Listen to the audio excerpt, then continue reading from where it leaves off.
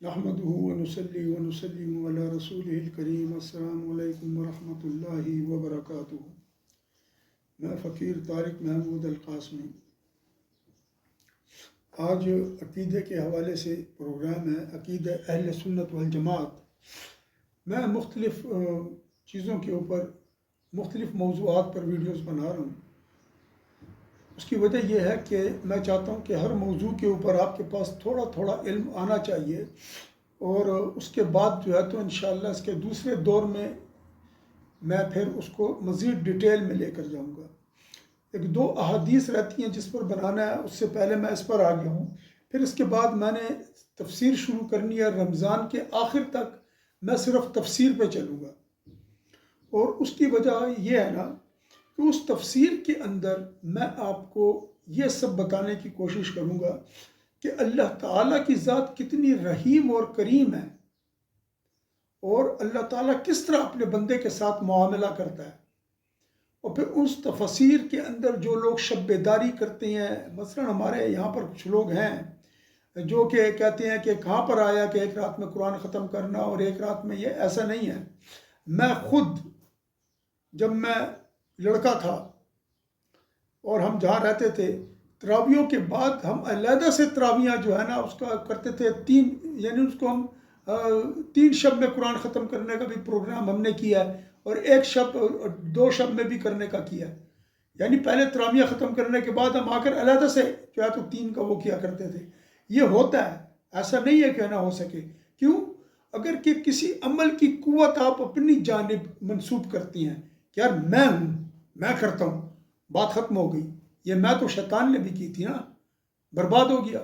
لیکن جب آپ کرتے ہیں کہ یا اللہ تیری رضا حاصل کرنے کے لیے میری یہ شوق ہے مولا، میرا یہ شوق ہے کہ میں آج آپ کے حضور میں کھڑے ہو کر میں آج رات میں قرآن ختم کر لوں، یا میں 3 رات میں قرآن ختم کر لوں۔ تو جب اس نیت کے ساتھ اور اللہ سے دعا کر کے جائیں گے، مجھے قسم ہے اس ذات پاک کی کہ جس کے قبضے میں کل کائنات کی زندگیاں اور جانیں ہیں، اور وہ جب چاہے کن فیکون کہہ کر چیزوں کو ادھر سے ادھر پلٹ دے، واللہ وہ آپ کو محروم نہیں کرے گا۔ اللہ تعالیٰ کبھی کسی کو، آپ اللہ کا ذکر کریں گے نا، اور اللہ تعالیٰ آپ کو کہے گا دور ہو جاؤ۔ اور جو باقی احادیث آئی ہیں وہ انسانوں کے درجوں کے مطابق آئی ہیں۔ ایک بات یاد رکھیے، انسان مختلف مدارج پر پیدا کیا گیا ہے، مختلف قوتوں کے ساتھ پیدا کیا ہے۔ ایک آدمی کی قوت زیادہ ہے، ایک کی کم ہے، ایک زیادہ متقی ہے، ایک تھوڑا ہے۔ ایک کے آگے یوسف علیہ السلام کو زلیخا نے اپنی طرف مائل کرنے کی کوشش کی۔ یوسف علیہ السلام مبارک کا تقویٰ، پرہیزگاری کتنی مضبوط تھی، بچ گئے، پرواہ بھی نہیں ہوئی۔ لیکن ایک آدمی ہم جیسا ہوگا وہ برباد ہو جائے گا۔ اسی طریقے سے اولیاء اکرام ہے، اسی طریقے سے ہر مسلمان کا درجہ ہے، تو کسی کو اپنے سے کمتر نہیں سمجھنا چاہیے۔ یہ میں نے تھوڑی سی تمہید اس لیے کیا کہ اس آج کا جو عقیدے کا پروگرام ہے اس کے اندر میں انشاءاللہ آپ کو بتاؤں گا۔ بسم اللہ الرحمن الرحیم۔ ولا تقولوا، اور ہم یہ بات نہیں کہتے ان حسناتنا مقبولۃ وسیئاتنا مغفورہ کقول المرجئہ۔ لاسٹ ٹائم میں نے جو بتایا تھا اس میں معتزلہ کا بھی میں نے ذکر کیا تھا۔ مرجئہ وہ لوگ ہیں جو صرف یہ امید رکھتی ہیں کہ ہم جو بھی نیکی کریں گے وہ مقبول ہوگی، اور ہمارے جتنے بھی گناہ ہیں، چاہے زنا کریں، چوری کریں، ڈاکہ ڈالیں، جو بھی کریں، اس پر اللہ تعالیٰ ہماری پکڑ نہیں فرمائیں گے۔ لیکن یہ غلط عقیدہ ہے۔ ہم یہ نہیں کہتے، ہم کیا کہتے ہیں؟ ہم کہتے ہیں ہماری نیکیاں مقبول ہیں، مقبول۔ ہم یہ بھی نہیں کہتے، اور یہ بھی نہیں کہتے کہ ہمارے جو گناہ ہیں وہ معاف ہیں۔ یعنی ہمیں اس چیز کا نہیں پتہ، ہم جو نیکیاں کرتے ہیں، ہم جو کچھ بھی کرتے ہیں وہ اللہ کے ہاں مقبول ہے کہ نہیں، اس کا ہمیں نہیں پتہ۔ ہم نماز پڑھتے ہیں، تلاوت کرتے ہیں، قرآن پڑھتے ہیں، تراویحاں پڑھتے ہیں، روزے رکھتے ہیں، ہمیں نہیں پتہ کہ یہ قبول ہے کہ نہیں، سوائے ایک عمل کے جس کا ہر ایک کو پتہ ہے کہ وہ قبول ہے۔ جب بھی آپ وہ عمل کریں گے بس سمجھیں آپ کا عمل قبول ہو گیا، اور اس عمل کو کہتے ہیں درود پاک پڑھنا، نبی محترم صلی اللہ علیہ وسلم پر درود و سلام پیش کرنا، ان کی بارگاہ میں درود کو پہنچانا۔ یہ اللہ تعالیٰ نے ہمارے اوپر ایک اتنا بڑا احسان کیا ہے کہ کل کائنات کی نعمتیں اگر ہم انسانوں سے سلب کر لی جائیں اور ہم پر کروڑوں مصیبتیں نازل کر دی جائیں، یہ ایک نعمت جو ہے نا درود پاک کی، یہ اس سب کو کفایت کر جائے گی، کیونکہ یہ ریجیکشن نہیں ہے اس میں۔ اور باقی ہر عمل کے اندر ہمیں نہیں پتا کہ ایکسیپٹنس ہوئی ہے، ریجیکٹ کر دیا گیا ہے، بالکل نہیں۔ لہٰذا ہم کہتے ہیں کہ ہم اپنی نیکیوں پر بالکل نہیں اتراتے، اور ہم یہ سمجھتے ہیں، ہم اللہ تعالیٰ سے امید رکھتے ہیں کہ اللہ ہمارے اچھے عمل کو قبول کر لے، اور ہم اللہ تعالیٰ سے امید رکھتے ہیں توبہ کرنے کے بعد اللہ تعالیٰ ہمارے گناہوں کو معاف فرما دے۔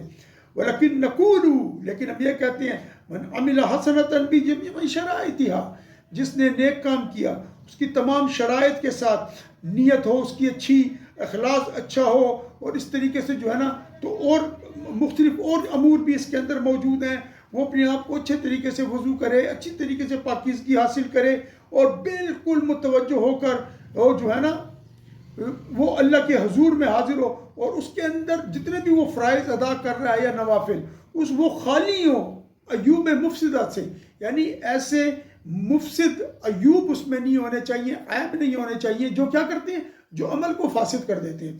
من الریا والسمعہ والعجب، جس کے اندر ریا ہو، یعنی آپ ایک کام کریں اور اپنے عمل کو دوسروں کو دکھائیں۔ ایک آدمی نماز پڑھ رہا ہے، وہ بڑے ہی طریقے سے لگا ہوا ہے کہ جس سے بڑا کوئی ولی اللہ ہی نہیں ہے، لیکن وہ لوگوں کو دکھا رہا ہے کہ دیکھو میں کس طرح نماز پڑھ رہا ہوں، میری نماز جو ہے تو کوئی اور ہی طریقے پر ہے۔ پھر والسمعۃ، وہ جو ہے نا دوسروں کو سنانے کے لیے، ٹھیک ہے، والعجب، اور اپنے عمل کے اوپر اترانا۔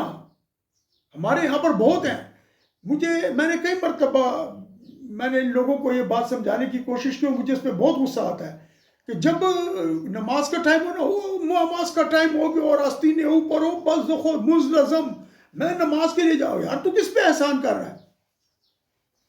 میں نے ان لوگوں کو دیکھا ہے جو روزے کے اندر آفس ٹائمنگ میں نماز پڑھتے ہیں، وہ خدا کے منہ پہ مارتا ہوگا اٹھا کر۔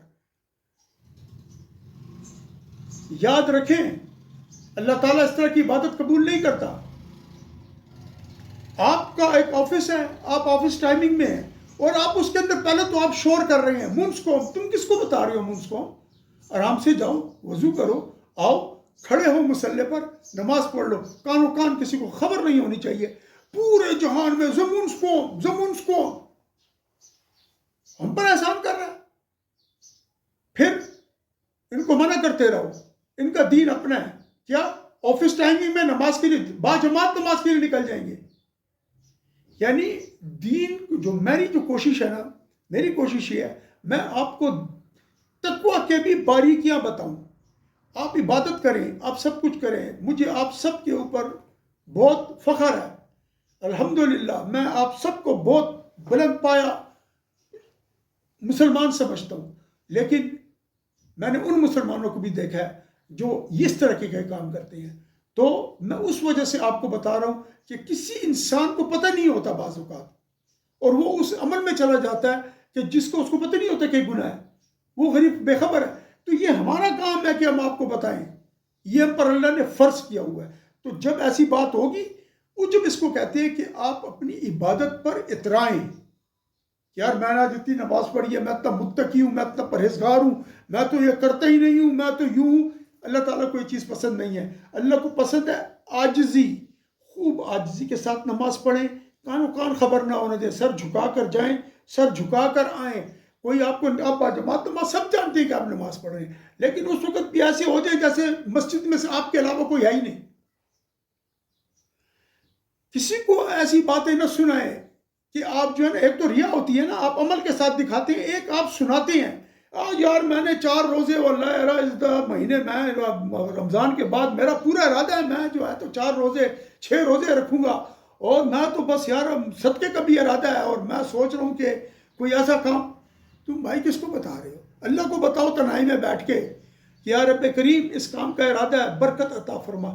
حضرت امام ربانی مجدد الف الثانی رضی اللہ تعالیٰ عنہ فرماتی ہیں کہ جب تم نماز پڑھ لو، جب تم نیک عمل کر لو، اس کے بعد بیٹھ کر استغفار کرو کہ اس عمل کے اندر کوئی کوتاہی نہ آ گئی ہو، اس عمل میں کوئی عجب کا سلسلہ نہ داخل ہو گیا ہو، آپ کے اندر کوئی فخر کی کیفیت نہ پیدا ہو گئی ہو، آپ کے اندر کوئی ایسی چیز نہ آ گئی ہو کہ عمل کو باطل کر دے۔ ان چیزوں کو بڑی باریکیوں سے سنیں۔ اور وَلَمْ يُبْتِلُهَا بِالْكُفْرِ وَالرِّدَّةِ وَالْأَخْلَاقِ السَّيِّئَةِ، تو اللہ تعالیٰ ان اعمال کو قبول فرماتا ہے جب ان کی نیت اچھی ہو، اور اس کے اندر وہ خالی ہو، مطلب ریا سے اور عجب سے، یعنی فخر کرنے سے اور اس نے ان اعمال کو کفر کے ساتھ باطل نہ کر دیا ہو، یعنی ایسا کفر کیا ہو، کسی کو گالی دی ہو، کسی کو کچھ اور کام کیا ہو، کفر کا ایسا کام کر دیا ہو، مثلا ردت یعنی مرتد ہو گیا ہو. جب مرتد ہو گیا تو اس کے تو سب کے سب اعمال ہی ختم ہو گئے، جتنے اعمال تھے ختم ہو گئے، بیوی تک اس پر طلاق ہو گئی.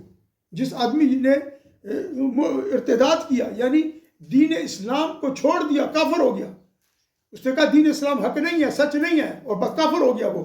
تو ان چیزوں سے بچ کر، تو جب ان چیزوں سے بچ کر آپ کام کریں گے، آپ کا عمل اللہ کے حضور میں اس کے فضل سے قبول ہوگا، ضروریت سے نہیں ہوگا. اچھا پھر وہ کیا ہے؟ قال اللہ تعالیٰ، اللہ تعالیٰ فرماتے ہیں وَمَنْ يَكْفُرْ بِالْإِيمَانِ فَقَدْ حَبِطَ عَمَلُهُ. یہ سورہ مائدہ کی آیت نمبر 5 ہے. ٹھیک جی. اور جب ایک آدمی اپنے ایمان کو کفر میں تبدیل کر دیتا ہے، ٹھیک ہے جی، تو پھر کیا ہوتا ہے؟ پھر یہ ہوتا ہے کہ اس کے تمام اعمال ضبط کر لیے جاتے ہیں، ختم ہو جاتے ہیں.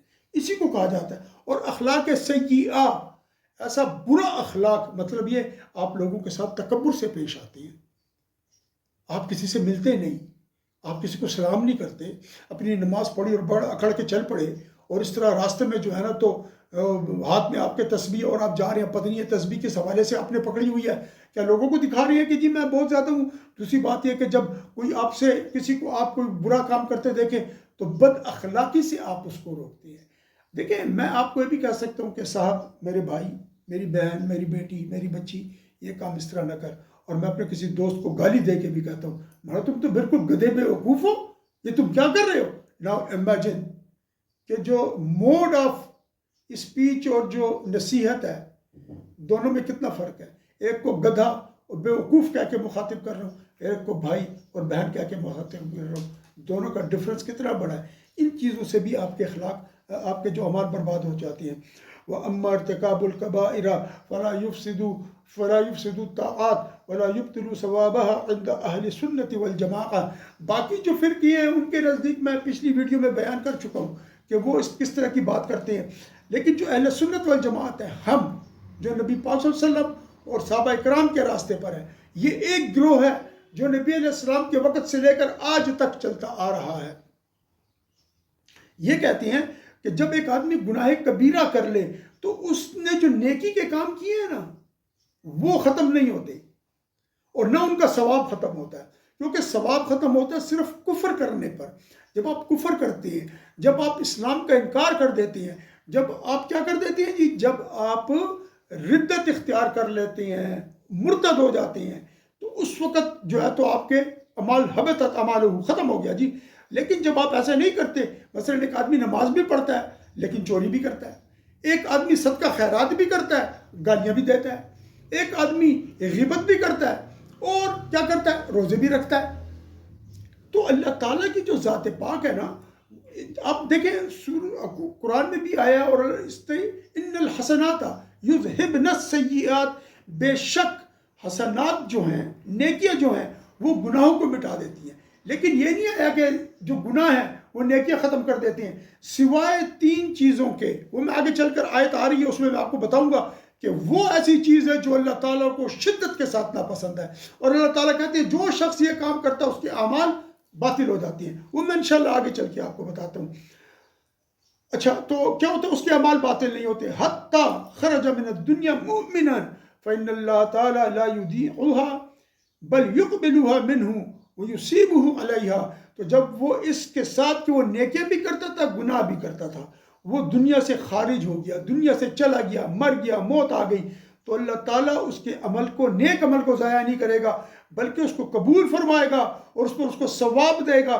حدیث شریف میں آتا ہے جی، حدیث شریف میں، اور اس حدیث کو سنانے سے مقصد یہ ہے کہ جو میں اس حدیث کو سنا رہا ہوں تو اس کو جو ہے نا اللہ کے فضل و کرم سے یہ عمل آپ آج سے شروع کر دیجئے. اور یہ میں سنا بھی اسی لیے رہا ہوں کہ مقام بھی ایسا سنا بھی رہا ہوں. ایک بات میں مر گیا نا، جب مر گیا تو اس کو قبر میں رکھ دیا، تو حدیث شریف میں آتا ہے جب قبر میں رکھ دیا تو فرشتے آ گئے، اور بندہ تھوڑا سا گناہگار تھا، تھوڑا اس کو جب سزا شروع ہوئی نا، اس کو سزا دینے کا ارادہ کیا فرشتوں نے، تو ایک خوبصورت شخص آ کر کھڑا ہو گیا قبر شریف کے اندر اس کی، اور اس نے آ کر کیا کہا ان فرشتوں کو کہ 1 منٹ تم اس کو عذاب نہیں دے سکتے. نہیں میں اس کو عذاب دوں گا. انہوں نے کہا نہیں، میں اپنے اللہ کے پاس جا رہا ہوں اور میں اللہ کے پاس جا کر جب تک واپس نہ آ جاؤں تم اس کو عذاب نہیں دے سکتے. وہ جو خوبصورت آدمی تھا نا، وہ گیا قبر سے نکل کے اڑا، وہ اللہ کے حضور پہنچ گیا اور جا کر اللہ کے حضور میں فریاد کی کہ یا رب کریم، آپ کے فرشتے فلاں شخص کو عذاب کرنے والے ہیں اور میں ان کو روک کر آیا ہوں. میں سورہ ملک ہوں.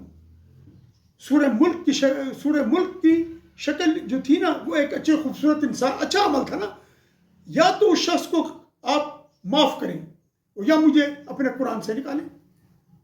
سورہ ملک شفاعت کر رہی ہے، اب سورہ ملک شفاعت کر رہی ہے اور وہ اللہ تعالیٰ کے ساتھ گفتگو میں مصروف ہے. یہاں تک کہ رب کریم نے فرشتوں کو حکم دے دیا کہ اس بندے کو عذاب مت دو. اور وہ سورہ مبارک وہاں سے واپس آئی اور قبر میں آ کر نیک عمل تھا نا.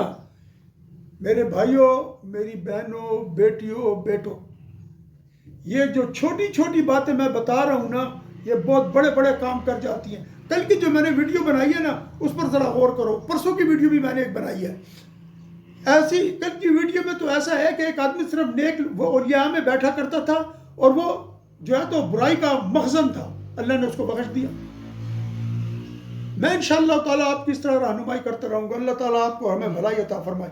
تو سورہ ملک تو شروع کر دیں. تو یہ وہ چیز ہے کہ جو اللہ تعالیٰ کیا کرتے ہیں، اجر دیتے ہیں. اور جو آپ نے سورہ ملک پڑھی، جو کچھ آپ نے پڑھا وہ آپ کے کام آئے گا، وہ آپ کی سفارش کرے گا. اور یہ اللہ تعالیٰ پر کیا کہتے ہیں، من ویصیب علیہ، جو آپ نے عمل کیا بلا وجوب علیہ ولا استحقاق. اور یہ اللہ تعالیٰ پر واجب نہیں ہے کہ اگر کسی نے نیک عمل کیا اس کو قبول بھی کرے اور اس پر اس کو اجر بھی دے. اور جو ہے نا تو یہ کیا ہے، بل بفضلہ، لیکن اللہ اپنے فضل سے دیتا ہے، اللہ اپنے کرم سے دیتا ہے. کیونکہ آپ جو بھی عمل کرتے ہیں نا، وہ عمل اللہ کے فضل اور توفیق سے آپ کو ملتا ہے. اس کی توفیق سے آپ یہ عمل کرتے ہیں. اگر اللہ آپ کو یہ توفیق نہ دے تو بات ختم ہو جائے گی. سمجھ آئی؟ جس طرح شیطان نے کہا تھا نا، خلقتنی من نار و خلقتہ من طین. جب سجدے کا حکم ہوا کہ اللہ آپ نے اس کو مٹی سے بنایا، مجھے آگ سے، تو اس کو یہ گھمنڈ تھا کہ میں نے تو اتنی عبادت کی اور میں تو اس کے اوپر اتنا ہوں.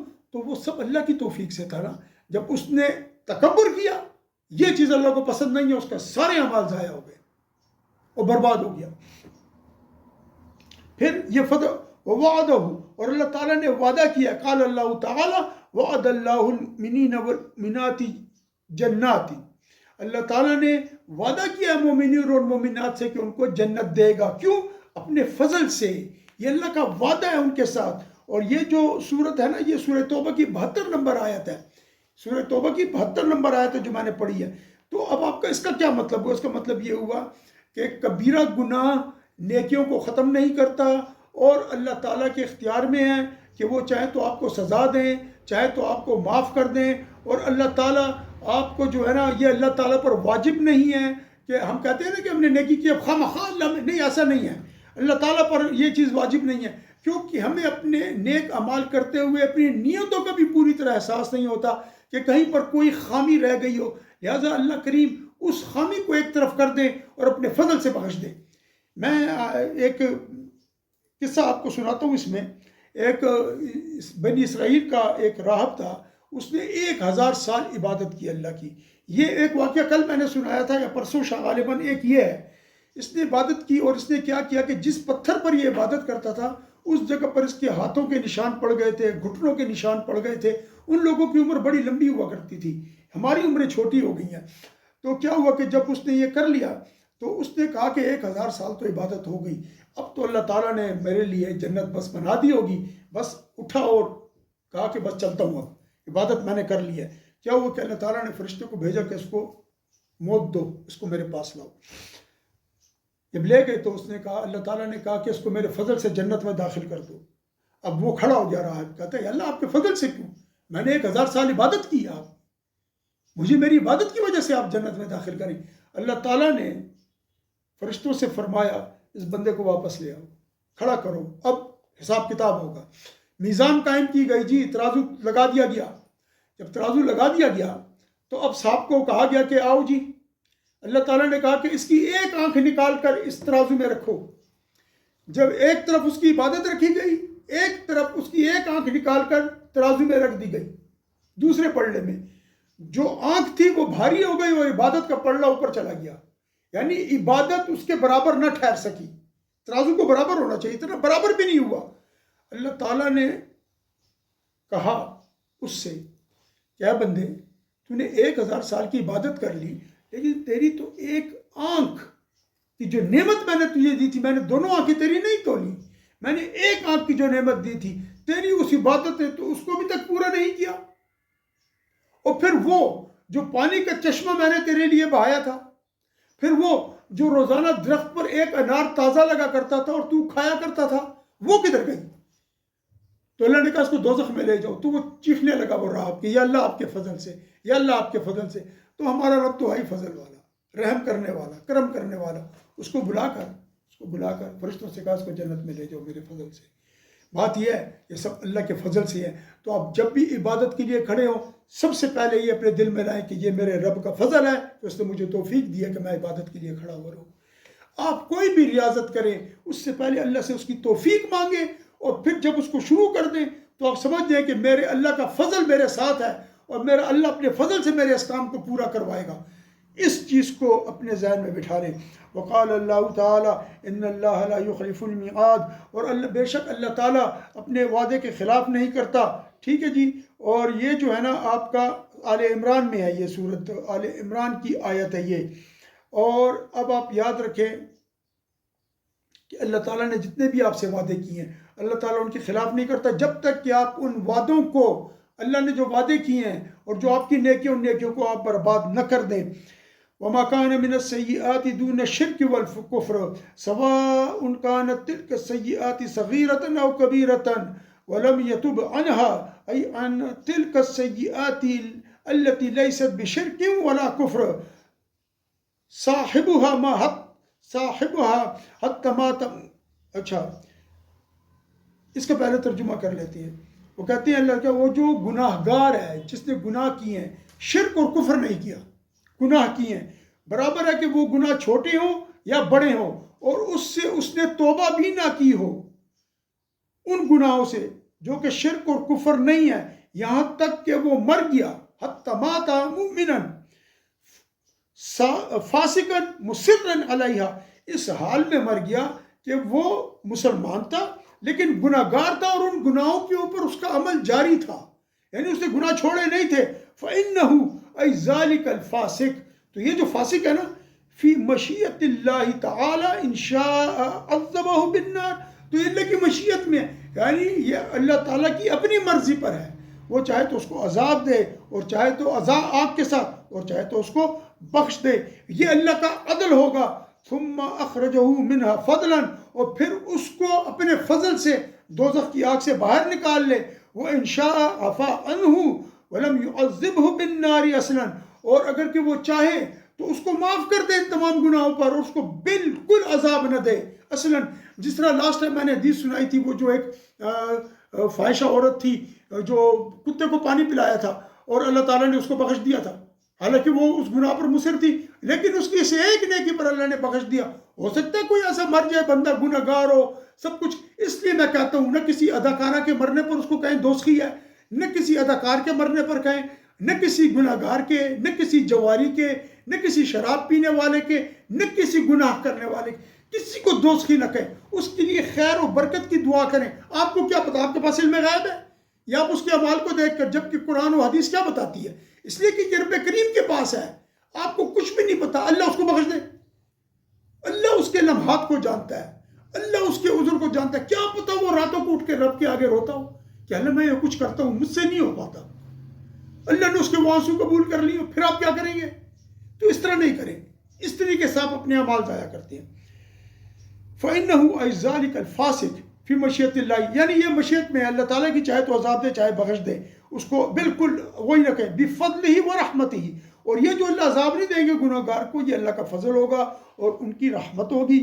اور بِشَفَاعَةِ الشَّافِعِينَ، یعنی شفاعت کرنے والوں کی شفاعت سے ان کو شفاعت کر دے. کوئی قرآن کا حافظ اپنے ماں باپ کی شفاعت کر دے، کوئی ولی اللہ اس کا مرید ہو وہ اس کی شفاعت کر دے۔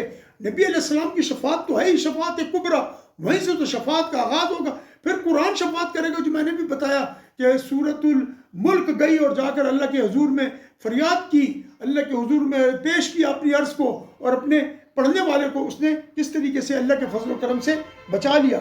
وفی بعد نسخ، اور بعد نسخ میں یہ بھی آیا، وہ انشاء عفا عنہ ولم يعذبہ بالنار ابدا، اور چاہے تو اس کو معاف کر دے اور ہرگز اس کو آگ سے عذاب نہ دے۔ فیکون المعنی ان من يعذبہ اللہ تعالی من المؤمنین لا يعذبہ ابدا مخلدا فی النار، یعنی اس کا مطلب یہ ہے کہ اللہ تعالیٰ اس کو ہمیشہ کی آگ میں نہیں ڈالے گا، ڈالا کچھ لمحے کے لیے، کچھ گھنٹوں کے لیے، کچھ دنوں کے لیے، کچھ سالوں کے لیے، اس کے بعد اس کو اپنے فضل سے نکال لے گا، کسی کی شفاعت سے نکال لے گا، اور اس کو ہمیشہ آگ میں نہیں ڈالے گا۔ مطلب یہ جو معتزلہ کہتے ہیں کہ گناہ گار کبائر والا وہ ہمیشہ آگ میں جلے گا، یہ غلط ہے۔ لأن الایمان یمنع الخلود، اس لیے کہ جو ایمان ہے نا، ایمان وہ اس خلود کو، ہمیشہ کی سزا کو منع کرتا ہے۔ والریاء اذا وقع فی عمل الاعمال فانه ای ریا یبطل اجرہ، اور ریا جو ہے جب وہ عمل میں داخل ہو جائے تو پھر کیا ہوتا ہے جی، پھر وہ اجر اس کا باطل ہو جاتا ہے۔ میں سمجھتا ہوں کہ آج بہت ہو گیا، اس ریا کو انشاءاللہ کل میں آپ کے خدمت میں پیش کروں گا انشاءاللہ اللہ کے طاقت اور توفیق سے۔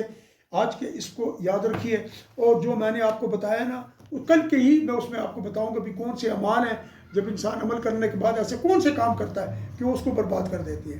چینل کو سبسکرائب کر لیں اور بیل آئیکن کو بھی پریس کر دیں، اور ان چیزوں کو شیئر کریں جی، نیت سے، خیر کی اور بھلائی کی نیت سے، کیونکہ اہل سنت والجماعت کے اوپر حملہ ہوا ہے۔ آپ دیکھیں ہر شخص نے اپنے آگے اہل سنت والجماعت لکھا ہوا ہے۔ انجینئر محمد علی مرزا نے لکھا ہوا ہے، حالانکہ وہ اہل سنت والجماعت نہیں ہے، اس کا تعلق قادیانیوں کے ساتھ ہے۔